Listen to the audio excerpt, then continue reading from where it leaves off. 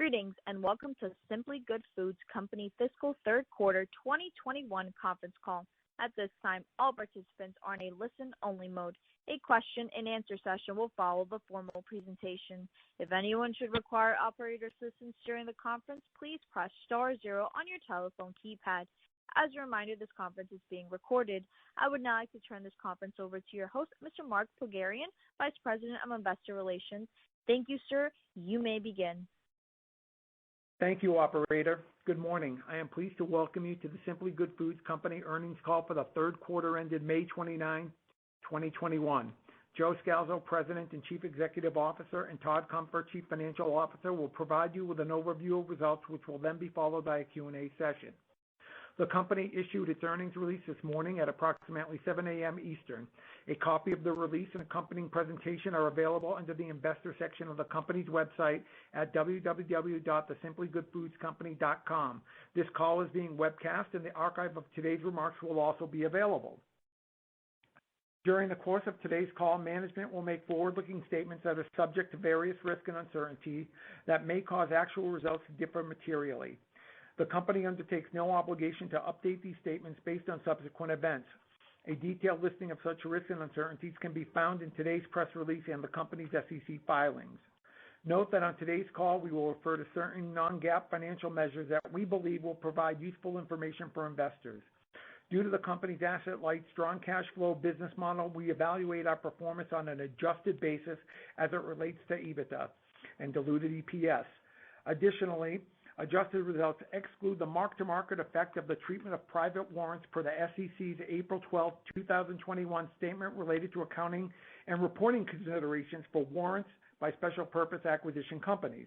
We have included a detailed reconciliation from GAAP to adjusted items in today's press release. We believe these adjusted measures are a key indicator of the underlying performance of the business. The presentation of this information is not intended to be considered in isolation or as a substitute for the financial information presented in accordance with GAAP. Please refer to today's press release for a reconciliation of the non-GAAP financial measures to the most comparable measure prepared in accordance with GAAP. With that out of the way, I'll now turn it over to Joe Scalzo, President and Chief Executive Officer. Thank you, Mark. Good morning, and thank you for joining us. Today I'll recap Simply Good Foods' third quarter results and provide you with some details on the performance of our brands. Then I'll turn the call over to Todd, who will discuss financial results in a bit more detail, and we'll wrap up with a discussion of a revised outlook before opening it up to your questions. We had a strong third quarter with net sales up 32% as consumer mobility improved faster than our expectations. In addition to mobility improvements, shopper traffic within brick-and-mortar retailers improved, especially in the large mass channel, an important class of trade for our business and our category. An increasing on-the-go usage occasions resulted in nutrition bar consumption greater than our estimates. Adjusted EBITDA in the third quarter increased 55.6% due to the strong sales growth, G&A cost controls, and Quest acquisition synergies. This more than offset higher marketing investments and incentive compensation. An improving bar performance as well as favorable consumer mix and brick-and-mortar channel resulted in solid gross margin expansion.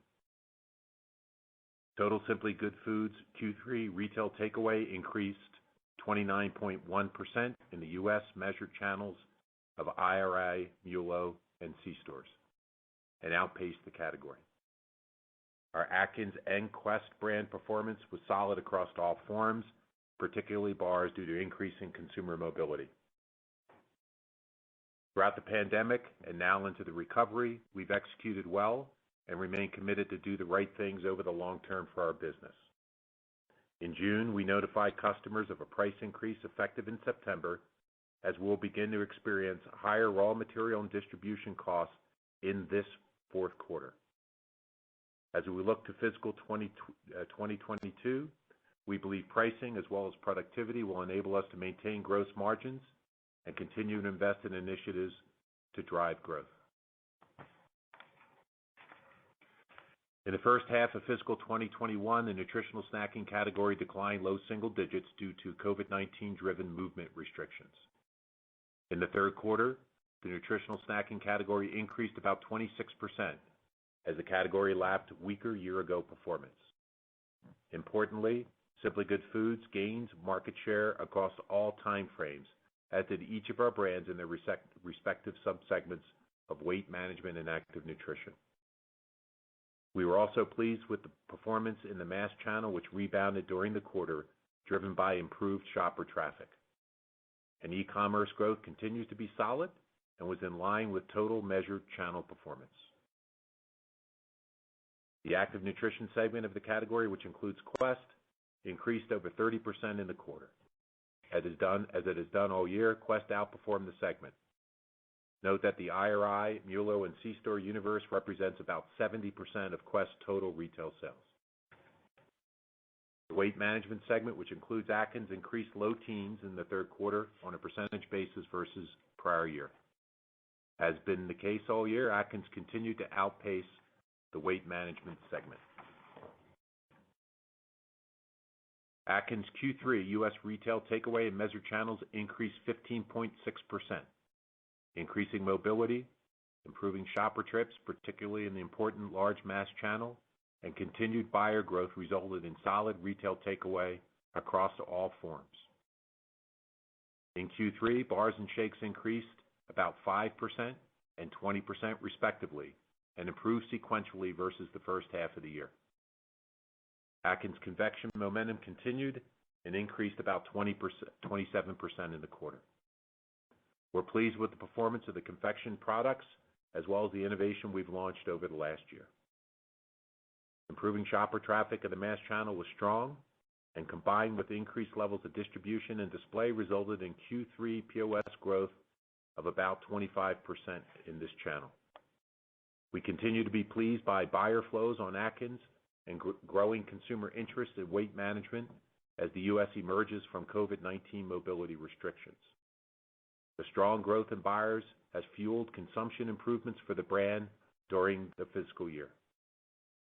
Atkins buy rate remains the single biggest growth opportunity for the brand, as it is currently below historic levels. You may recall Atkins bar consumption is highly correlated to return to work.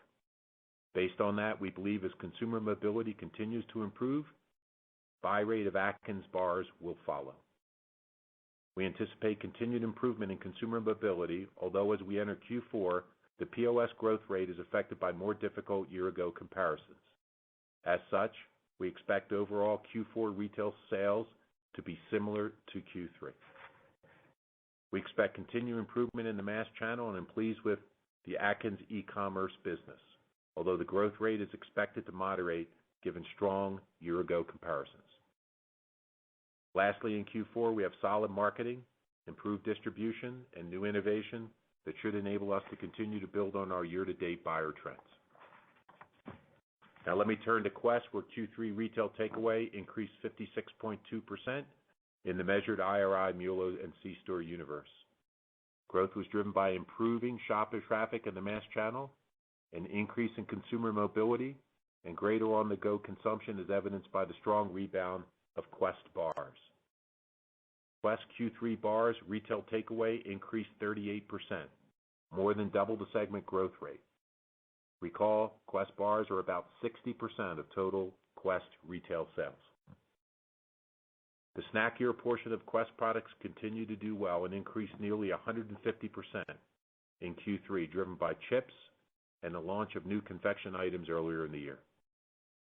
In addition to increased foot traffic in the mass channel, we were pleased with the performance in C-stores.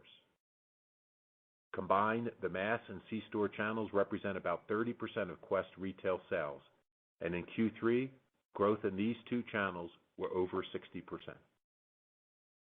Quest e-commerce business, about 20% of total Quest U.S. retail sales, continues to do well, with retail takeaway up 43%.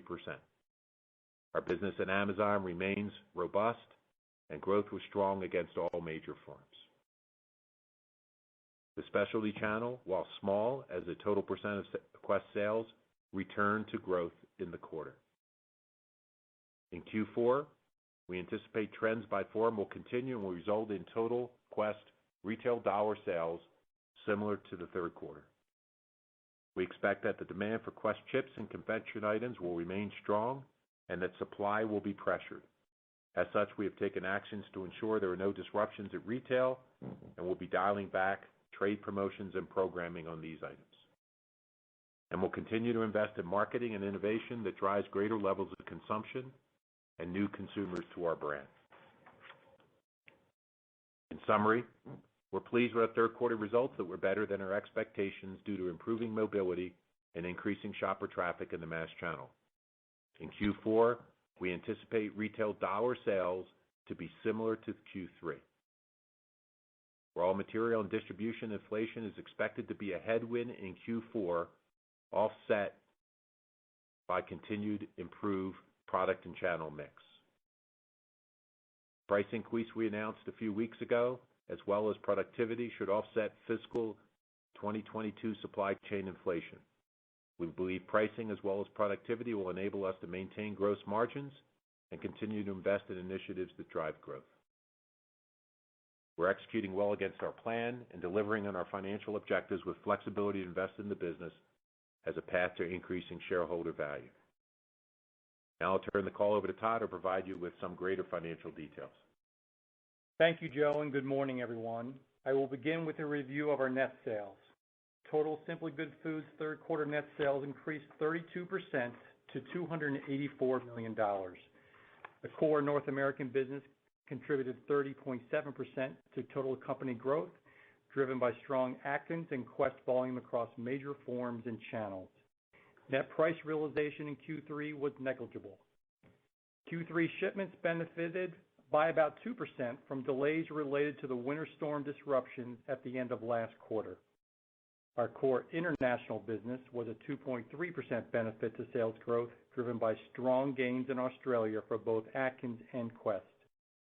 And the Simply Protein brand divestiture and the European business exit were a combined 0.9% headwind. Gross profit was $121 million, an increase of 36.5% versus last year.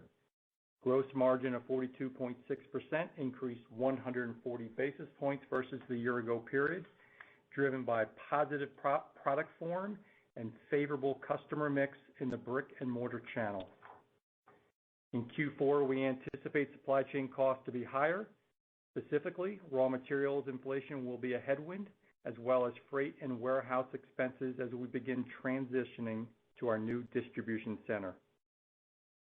As Joe mentioned, given the inflationary pressure we're seeing in both Q4 and fiscal 2022, we recently announced a price increase. The pricing action is effective in September, and we expect it will enable us to maintain gross margins and continue to invest in initiatives that drive growth.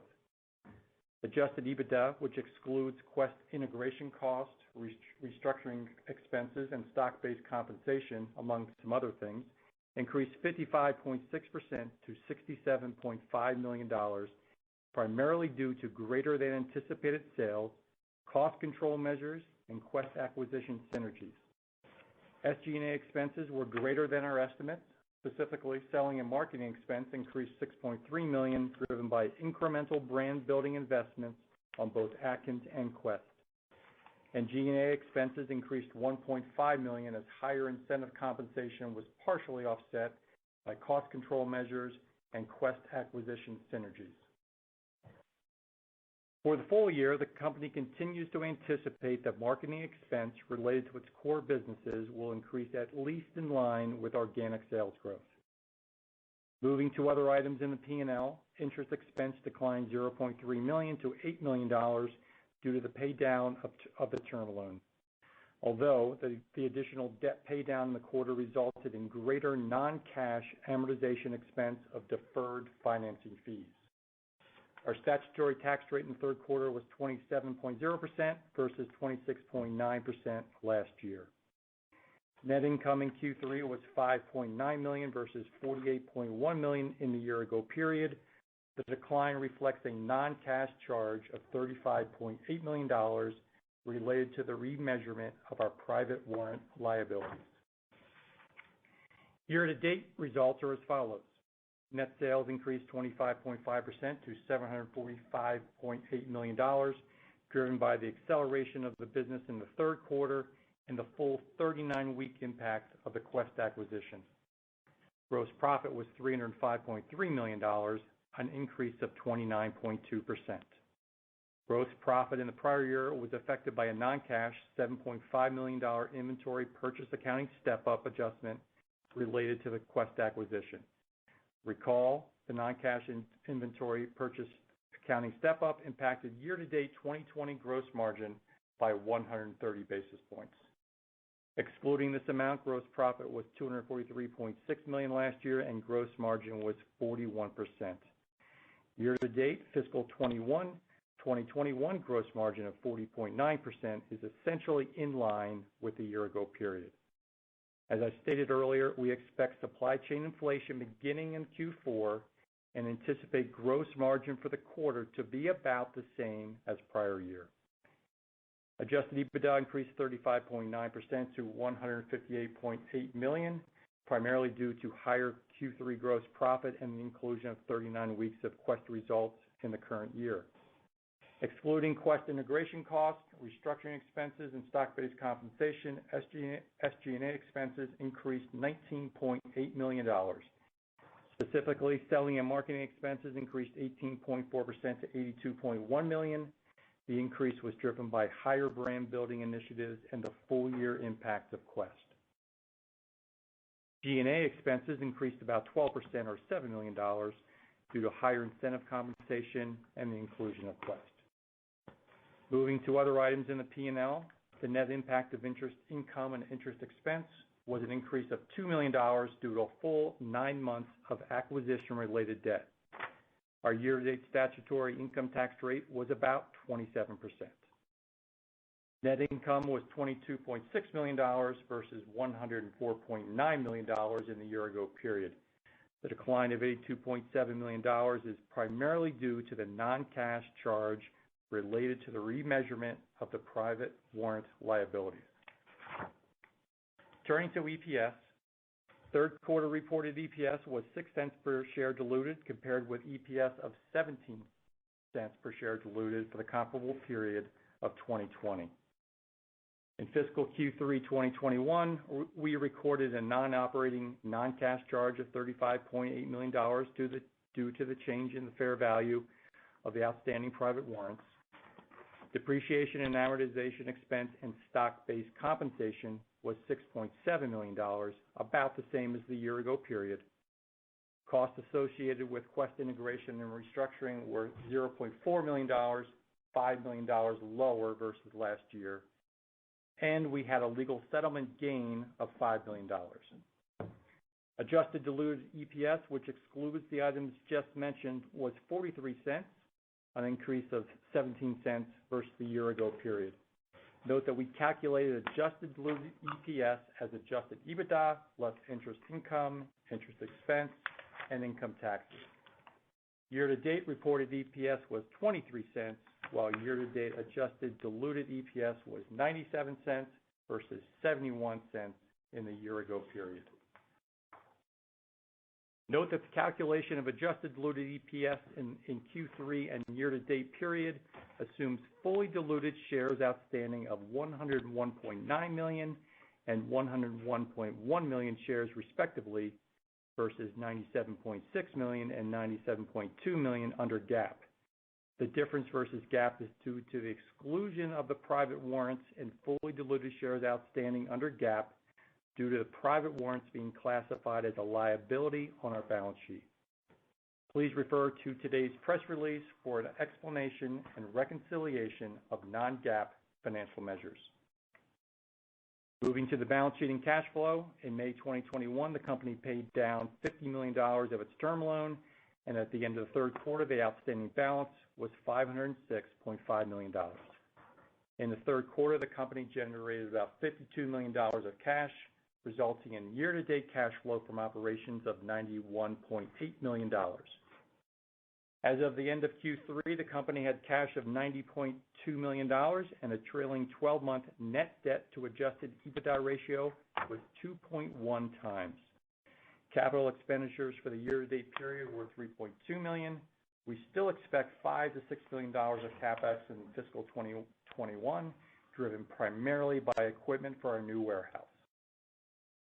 We anticipate interest expense to be about $31 million, higher than our previous forecast of about $30 million. The increase is the result of greater non-cash amortization expense of deferred financing fees due to incremental pay down of the term loan. I would like to now turn the call back to Joe for closing remarks. Thanks, Todd. As consumer mobility increased in the third quarter, our business accelerated. As we emerge from the challenges of COVID-19, our business is stronger and our organization is more capable. As such, we remain confident in both our short and long-term growth prospects. Over the remainder of the year, assuming there are no significant COVID-19 related disruptions in the United States, the company anticipates full-year fiscal 2021 net sales of about $995 million to $1.05 billion, and adjusted EBITDA of $200 to $205 million. As previously stated, the divestiture of Simply Protein and the European business exit is about a combined 1.5 points headwind to a full-year fiscal 2021 net sales growth. The company's previous outlook for full-year fiscal 2021 net sales and adjusted EBITDA was $930 to $940 million and $180 to $185 million, respectively. Apart from the inventory purchase accounting step-up in the year-ago period, we expect full-year fiscal 2021 gross margins to be about the same as fiscal 2020. You may recall the company's previous outlook indicated full-year gross margins would be slightly lower compared to the previous fiscal year. As previously discussed, favorable product and channel mix in Q3 exceeded our expectations and resulted in solid gross margin expansion in the quarter. In Q4, we'll begin to see higher raw material and distribution costs and anticipate gross margins will be down versus Q3 and about the same as year-ago period, as inflation is offset by continued improved product mix. And due to solid cost control and acquisition synergies, the company continues to anticipate adjusted EBITDA margin expansion. Additionally, the company anticipates 2021 adjusted diluted EPS to be in the range of $1.20 to $1.25 versus 91 cents in the prior year. We have an advantage, asset-light, variable business model that enables strong cash flow from operations that provides us with the financial flexibility to invest in organic growth opportunities and participate in M&A. We continue to execute against our strategies that position us to deliver on our financial objectives with the ability to invest in the business as a path to increasing shareholder value over the long term. We appreciate everyone's interest in our company, and we're now available to take your questions. At this time, we'll be conducting a question-and-answer session. If you would like to ask a question, please press star 1 on your telephone keypad. A confirmation tone will indicate your line is in the question queue. You may press star 2 to remove your question from the queue. For participants using speaker equipment, it may be necessary for you to pick up your headset before pressing the star keys. One moment while we pull for questions. Our first question comes to the line of Jason English with Goldman Sachs. You may proceed with your question. Hey, good morning, folks. Thanks for slotting me in, and congrats on a strong quarter. Thanks, Jason. You're welcome. I wanted to make sure that I understood your comments on the sort of retail sales expectations properly. I think you said quarter-on-quarter flat as we go into the fourth quarter, which on my quick back-of-the-envelope math suggests that you may be expecting year-on-year growth to slow to something into the mid to high teens. Do I have it roughly right? Yes, you do. Okay. That's still pretty darn robust relative to the comps, because I think it actually implies that off of a 2019 level, you're actually going to expect a degree of acceleration from what we saw last quarter. But as I look at the model and the implied guidance for 4Q, you're suggesting a bit of a decel on 2-year stack. I was hoping you could help me understand that, maybe unpack that. Was there a pull forward into this quarter? Clearly there was a bit of a delta between retail sales, or anything else in the comparison from last year that we should make note of? Yeah, so obviously Q3, as we stated, Jason, was helped by the pull-in from Q2, the winter storms that inflated the Q3 numbers a little bit.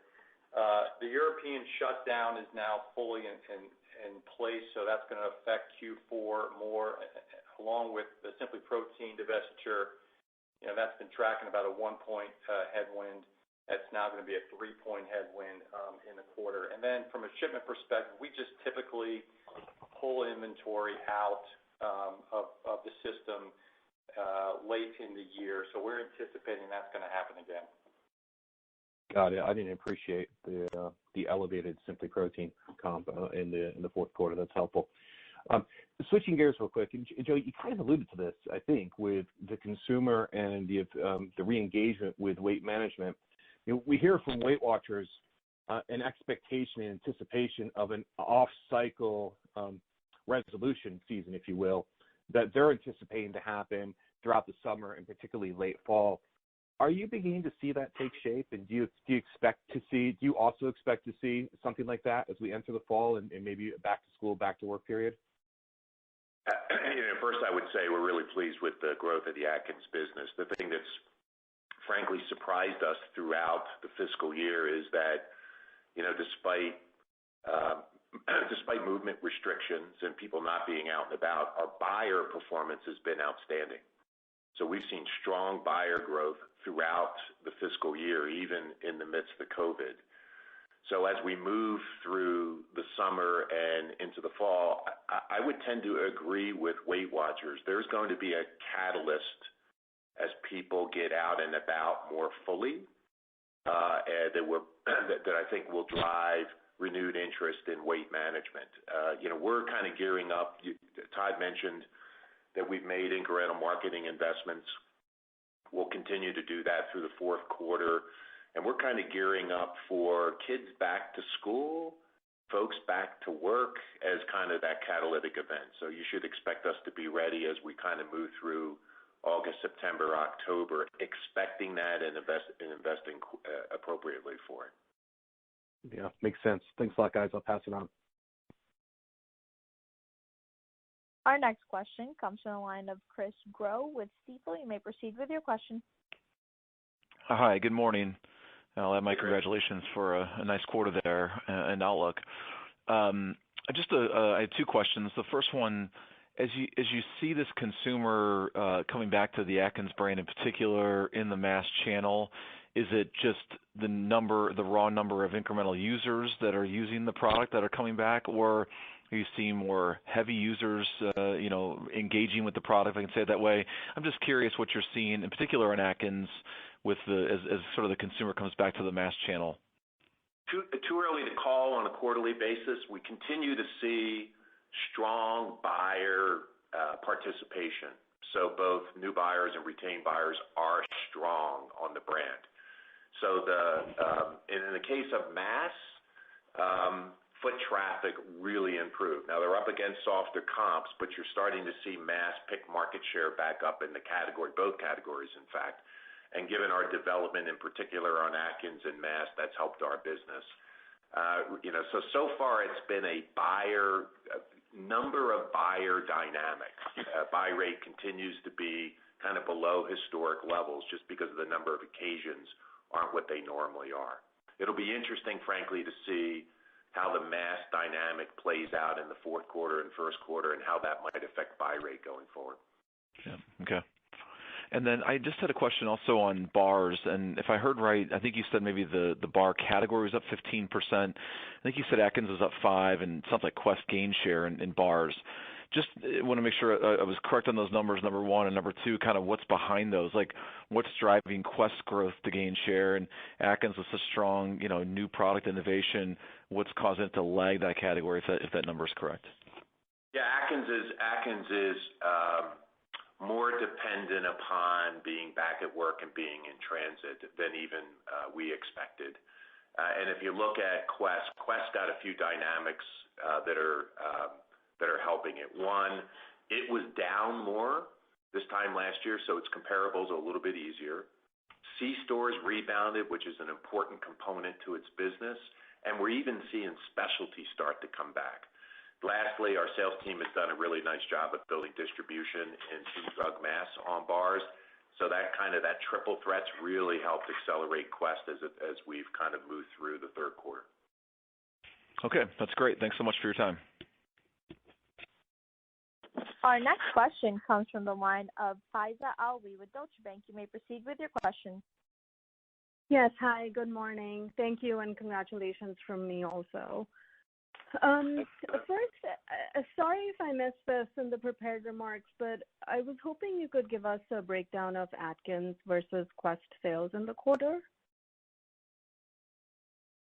Yeah, so you'll see it in the in the Q. From a pure takeaway perspective, Atkins was up about 15%, Quest up about 56%. Do you have actually the shipments, Mark, handy on us? I'll get it to you. I don't have it in front of me right now. Let me get it to you, Faiza. I don't have it right in front of me. I'll get it to you. Okay, that's fine. I guess my second question was just, as we look ahead to, 2022, acknowledging that there's significant uncertainty, I'm curious sort of how you're thinking about the fall resets. You did mention that, there is this anticipation that consumers will get back into the weight management category.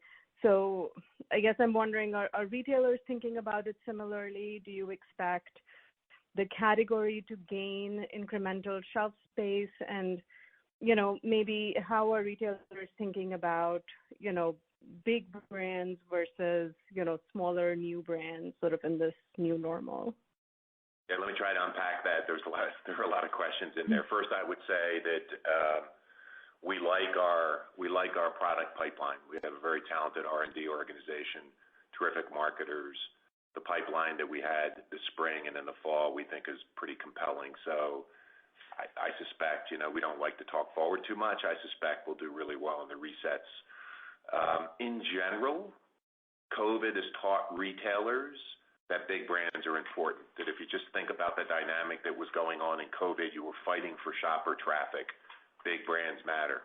So we're seeing that in strategy with retailers. They are re-engaging with bigger brands. They understand they're important to the aisle and to the foot traffic, and obviously we've got two of the bigger brands in the category. So, we're in a nice position with retailers right now, just from an important standpoint. I would also add, we really focus on consumers, and we really focus on building penetration of our brands. That's a language that's really interesting to retailers because they then think about that as shopper conversion from the rest of the store. So, I think we're in a very good spot as we move through fiscal 22, just from a brand, a category aisle standpoint. Your question around, do I expect weight management to pick up space? Those things are more stable than you would think. So the allocation between adult nutrition, active nutrition, and weight management, there is not a lot of variability kind of reset to reset. So you tend to be in a fixed set for more times than not. Then they're thinking about the entire aisle and moving between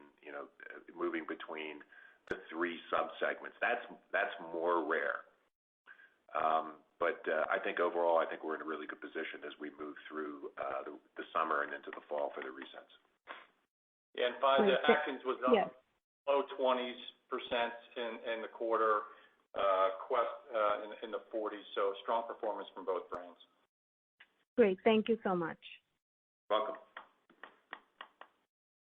Our next question comes from the line of Wendy Nicholson with Citi. You may proceed with your question.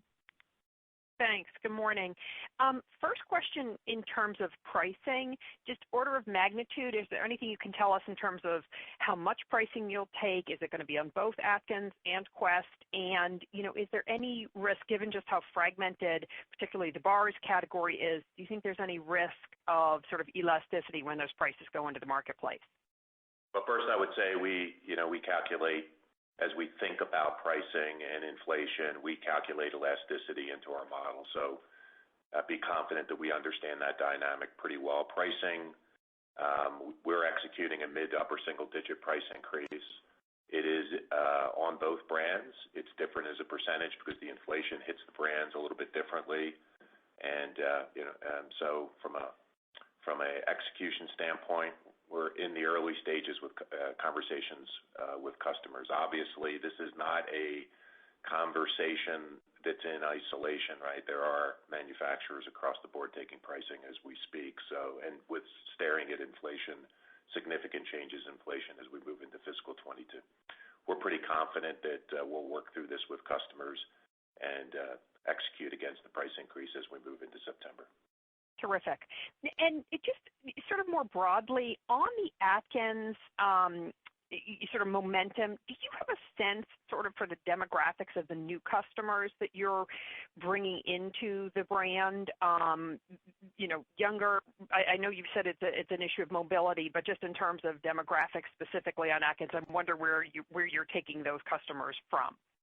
Yeah, over the last year, it's been our target. So I'll talk less demographic, more psychographic, right? So the change that we made in Atkins, it's been 4 years now, was moving from fast weight loss on a program consumers, which were there, if I remember right, about 8 million of those in the United States, to low carb lifestyle weight management concerned consumers. There were about 33 million of those.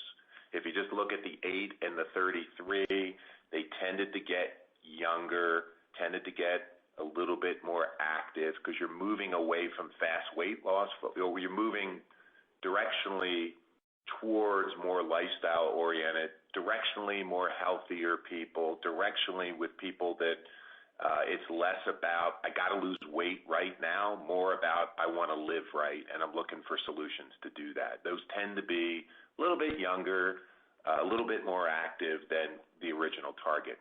I haven't seen a breakout this last year on kind of how our improvements in consumers look demographically, but we can take a look at that and get back to you separately. Terrific. That's great. Thank you so much. Very helpful. Welcome. Have a good day. Our next question comes from the line of Rob Dickerson with Jefferies. You may proceed with your question. Great. Thanks so much. So, Joe, just kind of a follow-up, I guess, in the last comment, just in terms of the demographic makeup of that consumer, right, as you kind of chip away at the original strategy, right, of Simply. Atkins, obviously, very large brand, working well with retailers, mass traffic's coming up. Atkins is very large in mass. But as you think about the shelf resets, maybe it's not this fall, maybe it's next fall, are there opportunities, you think, such that you might be even able to replace some of the shelf you have with Atkins with some of the products from Quest, if Quest potentially seems to maybe be a broader base brand accepted by different types of demographics? Does that make sense? Yeah, right. The question does make sense. They tend not to be in the same section of the aisle. In some cases, not even in the same aisle. So no, we won't be swapping. For us, it's not a decision of what space do we allocate to Atkins versus Quest. It's how do we gain more space in each of the segments, and how do we allocate it? As I think about Atkins and growth, I think about how do we develop our product portfolio beyond bars and shakes. What we've learned during COVID is those consumption occasions, especially on bars, are highly dependent on the go and at work.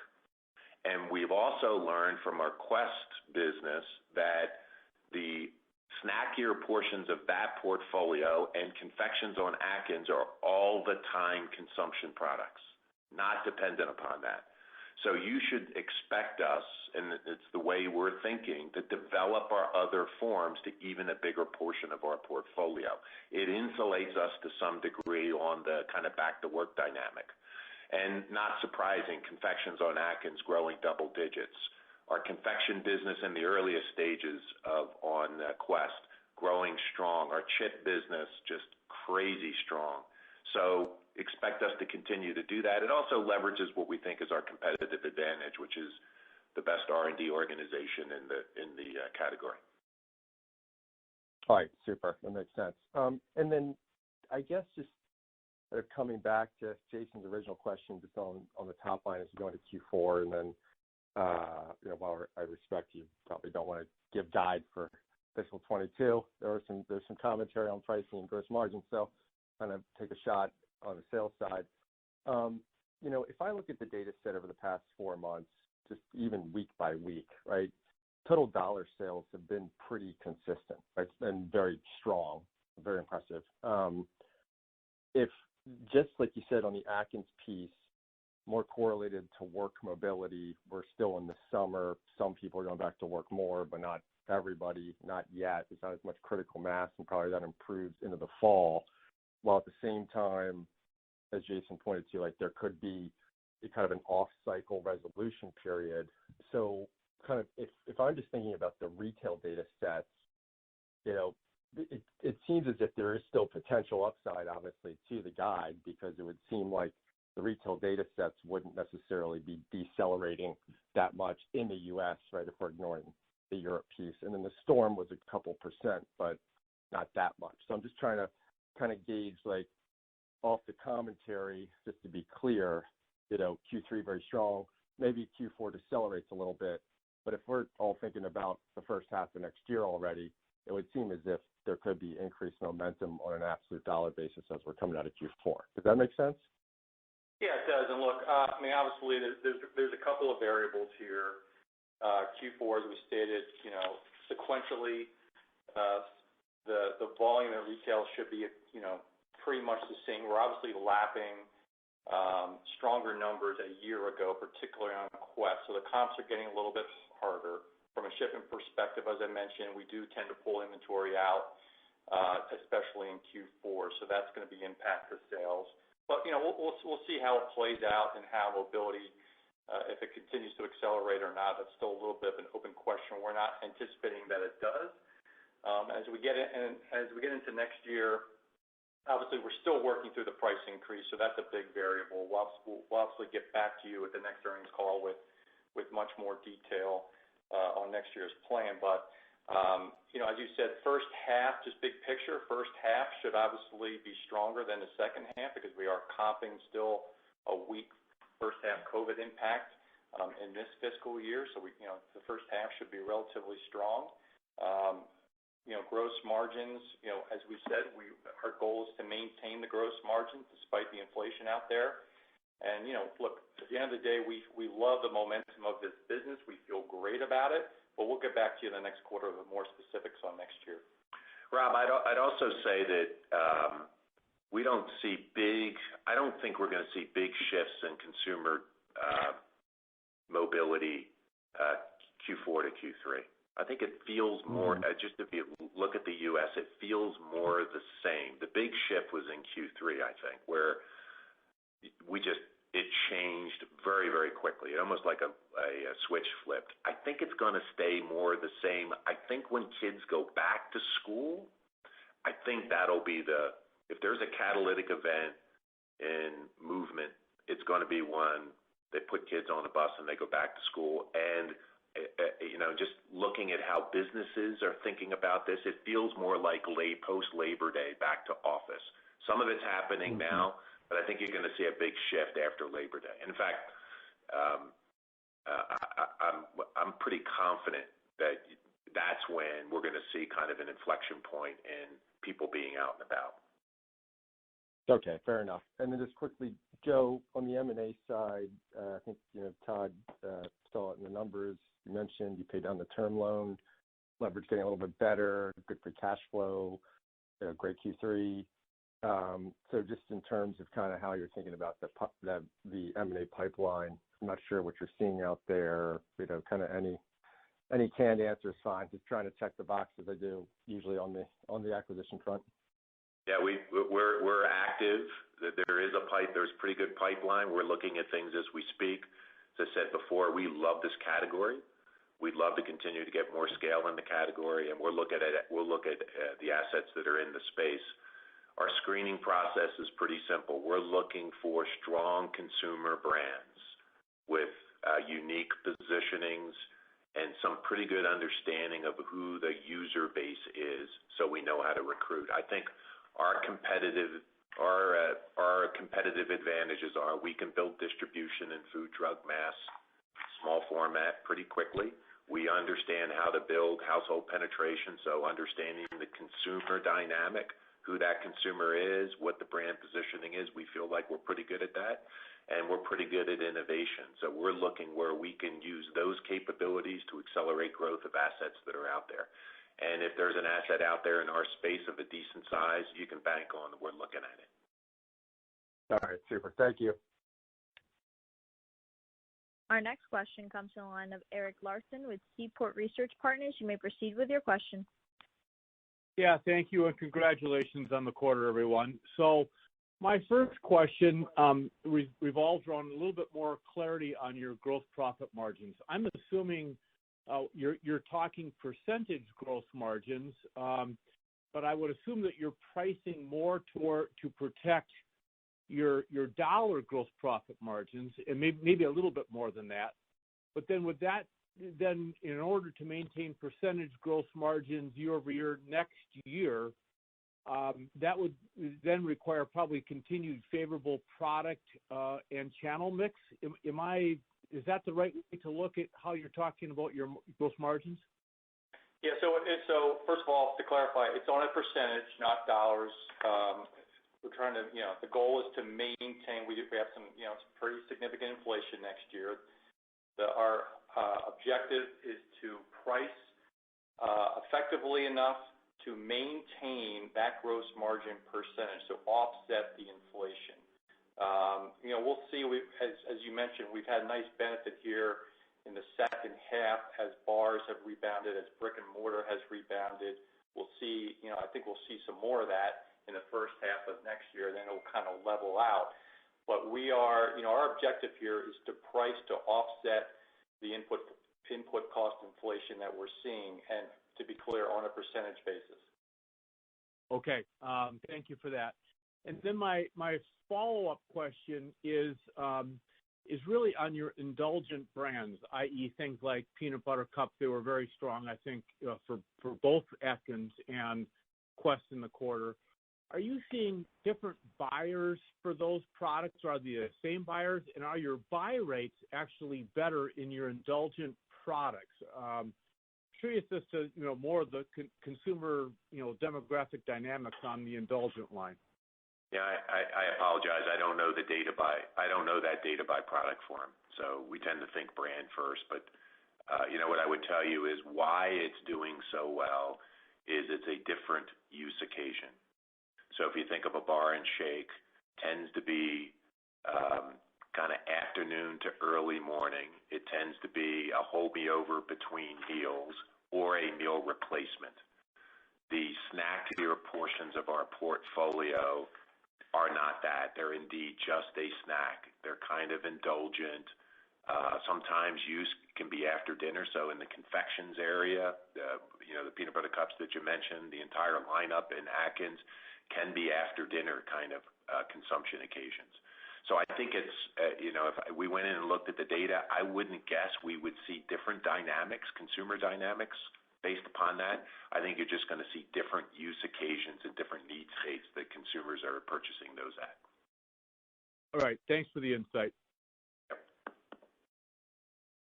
Our next question comes from the line of Jon Andersen with William Blair. You may proceed with your question.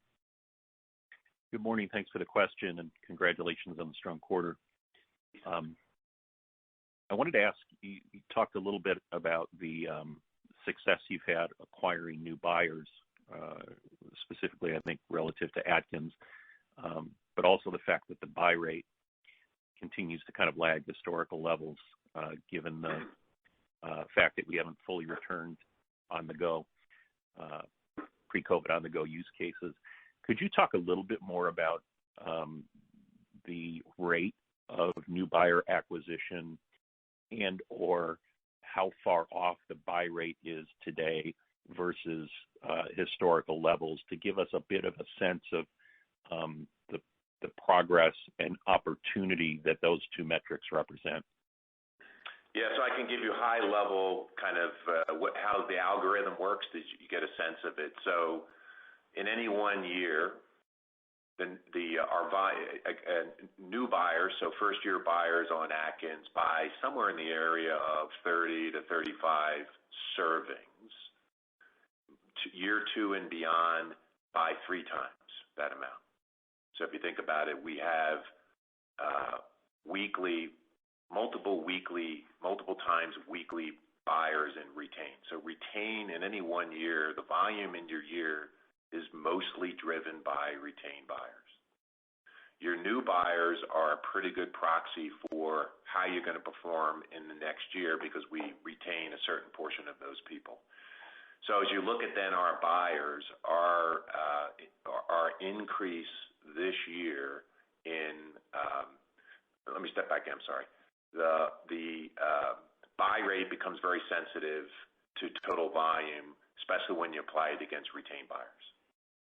So at 100 servings, if my buy rate is off, that's a significant amount of servings against a big number of retained buyers. So this year, our growth is being driven almost exclusively by the number of total buyers that we have, both retained and news. That's been driving our business. And the buy rate has been a buffer against that. So buy rate is down as a percentage basis, kind of in the mid-single digits. So it's a significant number, right? And we've been more than offsetting that with the number of buyers. That's frankly the good news for Atkins, because that means I've got good buyer flow going into fiscal 22. If I get any improvements in buy rate, historic buy rate, which we would expect to do it as people go back to work and bars improve, and as I get the portfolio more developed in other forms, I would expect buy rate to move back towards historic levels. Does it get there next year? Hard to say, but I would think we're going to continue to see improvement in that. Does that help? That's super helpful. I appreciate the detail. One quick follow-up. You mentioned supply challenges for Quest, I think, in the fourth quarter. Is this just a kind of a transitory situation? And how do we think about that impacting maybe sales in the quarter? Yeah, all right. What I would say is in the chip business as well as the peanut butter cup business, our sales have approached what we would have considered best case scenario. So supply in this category takes time to to build out. So we're in a period of transitory, having to manage demand to supply until new supply comes on board. We have a pretty talented sales organization. They really like to sell stuff, but they've got experience in kind of tamping down demand, managing programs and as well as promotions, because we've had this situation before happen on Atkins. So we know what we need to do. We will do it as we move into fiscal 22. Our supply chain's working hard to bring on more capacity, and we'll manage that well over the next few quarters. Okay. Thank you very much. You're welcome. Our last question comes from the line of Pamela Kaufman with Morgan Stanley. You may proceed with your question. Hi, good morning. Congrats on the quarter. Thank you. I wanted to understand how we should think about the degree of input cost inflation across the business, and to what extent you hedge your inputs, and what that's like, what your hedging position is currently over the next year. Yeah, I'd say we hedge about a half of our portfolio. Some of the major commodity inputs we buy directly. Some of them are just a direct pass-through with our co-mans. But I'd say about half of our products where we have an active hedging program, and it's anywhere from 3 to 9 months. Our team did a just incredible job this year buying early, locking in prices before we saw the spike in the last few months. So we've been protected really nicely through the first 3 quarters. As we mentioned, we're going to start to see some of that come through in Q4, and obviously a bigger amount next year. So, we're going to see mid to high single-digit inflation for next year. We'll continue to be opportunistic and lock in prices where we see value. But this is why we had to take a price increase of a similar magnitude to maintain those gross margins. Okay, thanks. That's helpful. And I was wondering if you can give an update on Quest distribution expansion. And that was one of the rationales behind the acquisition. So, just curious on where you are and where you see further opportunity for Quest. Significant opportunities on Quest. If you think about our Atkins business, food, drug, mass, we're probably somewhere around 40 items in distribution. Quest is probably at half that. And so we're pretty experienced as a selling organization at building those out.